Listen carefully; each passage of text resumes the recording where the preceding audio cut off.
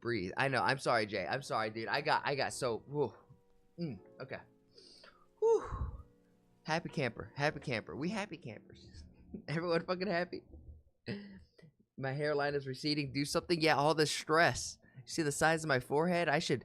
This is what we may have a sponsor here. This may be our first sponsor. Is the size of my forehead, like this billboard.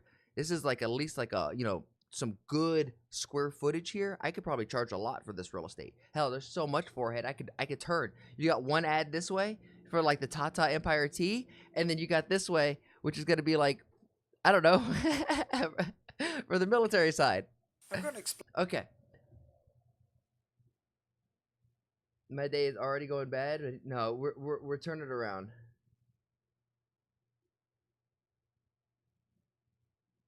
Yash Bang, I made an account to follow you. It was bumped to the Raging Elrod. Yo, I'm sorry. I'm sorry, y'all. Like I said, this is not the way I wanted to do the stream or start the stream this morning. But when we have to address something, I'm gonna always keep it a stack of pancakes with you guys, and we're always gonna be an open book. Besides, I wear my forearm on my heart on my forearm, let alone my like sleeve. So when I'm upset, pretty easy to tell. But we're gonna move on from this. Last night I was streaming, or really technically this morning your time I was streaming, and we were talking about the craziness that's happened over here in America with the Vegas bombing. That seems to be a worldwide thing. Everybody around the world knows about this Tesla that exploded in front of the Trump Towers. Supposedly, I don't know if this is true or not, but the guy who did it, behind it, one, may still be alive. Kind of crazy. It may have just been like a decoy, just an attention to draw a lot of information that America and China have gravitic propulsion technology.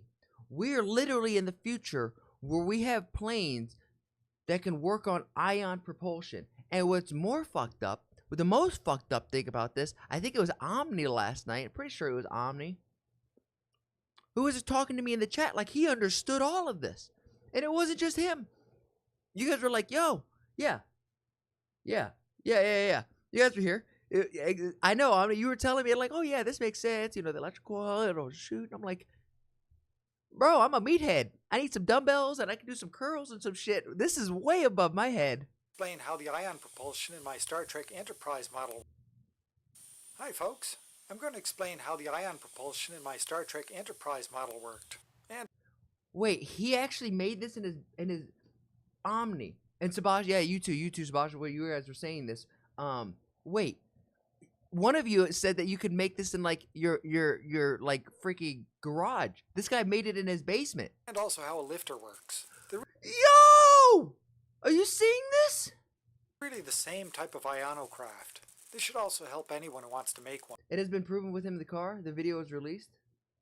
It has been proven that it was him in the car. The video was released. Brother, that video proved that that may have not been him in the car. There was a tattoo on the arm, but it was never confirmed that it was, that, you know? One. Omni, yeah, see, like, I was late. I was not there. It's okay, Bobby, but now you're here. Basic idea is that you put a sharp-edged object near a smooth-edged object. Both usually are electrically conductive materials. You then put a high voltage across That them, I did like see. I do with my homemade high-voltage power supply. In my Enterprise, each nacelle had its own ion propulsion engine. An ion propulsion engine. Are we going to start having cars that run off ion propulsion? Put some sharp-ended wires inside one end and a rounded edge cylinder made of aluminum foil inside the other end.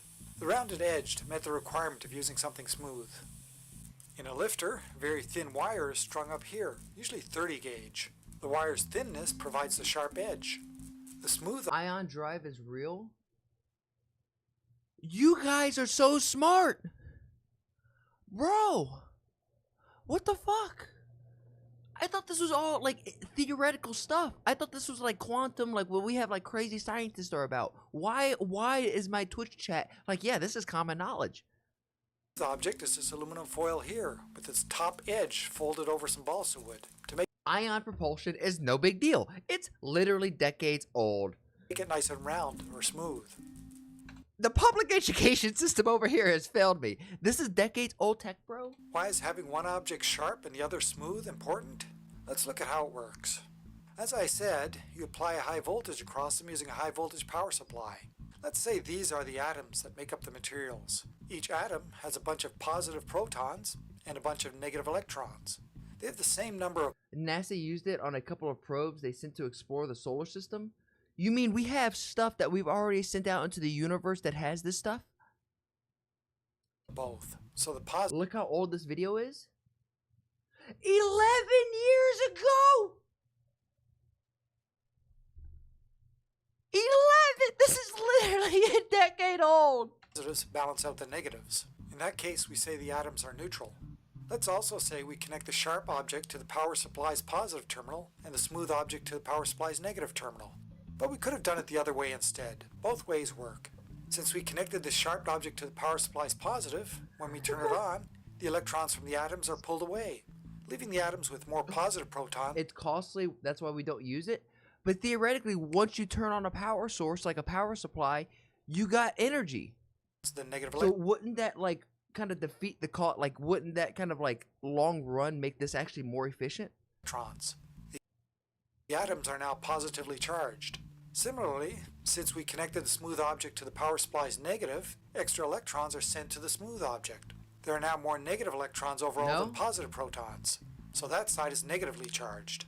To make it simple, we'll show only the unbalanced or extra charges. Thank you. We'll also make them a little bigger so they're easier to see. Thank you. Notice that there are the same number of charges on both sides. Yo, More hello. importantly, notice that they are packed more closely together on the sharp object than they are on the smooth object. There's something called an electric field between the two sides. We can visualize this electric field by drawing lines between each pair of charges. In real life, there aren't any lines, but it helps for visualization.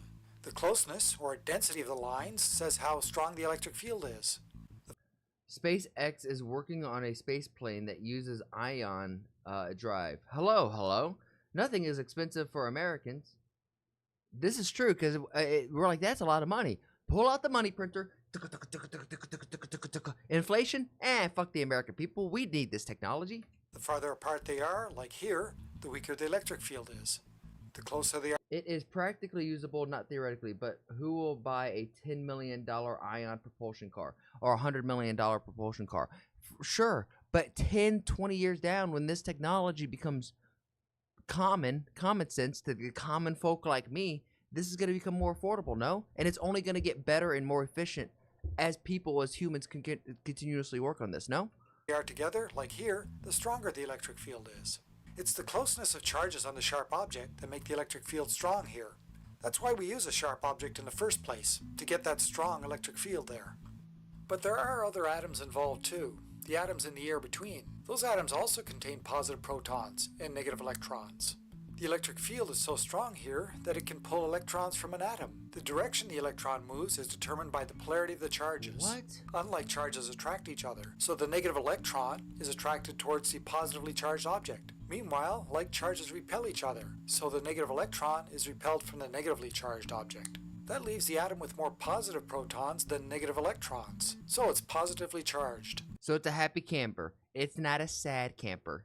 It's a happy camper because it's a positive one. An atom with an unbalanced charge like this is called an ion. It's repelled from the positively charged object. Do you remember what I said about nuclear rocket? It is the same principle, fire particles to create thruster. So, bro, dude, we are literally about to be able to travel to Mars. I'm going to be able to take like a vacation and I'm going to be like, yo guys, make sure to follow me. We're going to go live. We're going to go to Mars.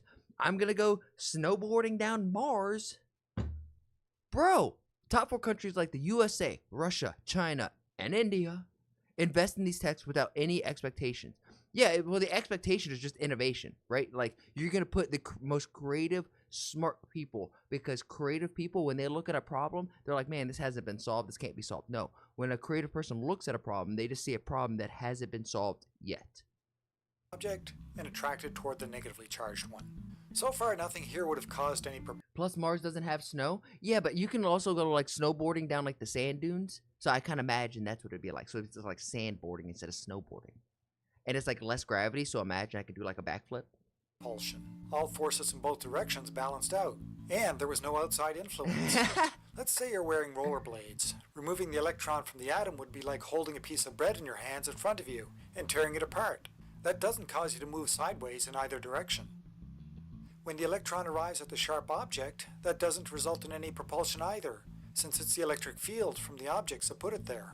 Again, if you're wearing rollerblades and you have a ball in your hand and push yourself with it, that won't cause you to move, since you're doing the pushing and you're the one being pushed. But there's another player involved here. In this air here, where the electric field is weaker, there are more atoms with equal number of protons and electrons, what are called neutral atoms. So they just don't give a fuck. Since they're neutral, they don't interact with the electric field. They're not connected to our charged objects Look at in these any stupid useful way. aliens. We're trying to figure out how to get to you over on Mars, okay? We want to play space chess with you. When one of the positive ions that we created collides with one of the neutral atoms, sometimes it will have enough energy to knock an electron free. The negative electron will be attracted to the positively charged. Look how sacred the nuclear weapons were, and now there's 10 countries that have it. That's exactly what I'm saying. In 10, 20, 50 years, bro. And I get that this is highly unstable. You have, positive campers, neutral campers, negative Sallys, all bumping in here. Like that can't, like, in free space, I could definitely understand how there's a little bit of instability that comes with this. Charged object, and we'll have But I'm not going to lie. Science was never my best subject, and this is a lot. another positive ion moving in this direction. More often, though, the collision doesn't have enough energy to knock an electron free, and instead it will just be slowed down, maybe even change direction. Now you might think that that shouldn't affect our objects, since the ions are not connected to our objects. But they are. The positive ion was moving in this direction because it was being attracted by the negatively charged smooth object, and repelled by the positively charged sharp object. They're connected by the electric field. It's as if there are arms holding the ion and moving it. When the ion collides with the neutral atom, the ion experiences a force in this direction and drags the charged objects along with it. That's as if this time you held a ball in your hand and used it to push against a chair that you're not connected to. This time you do move.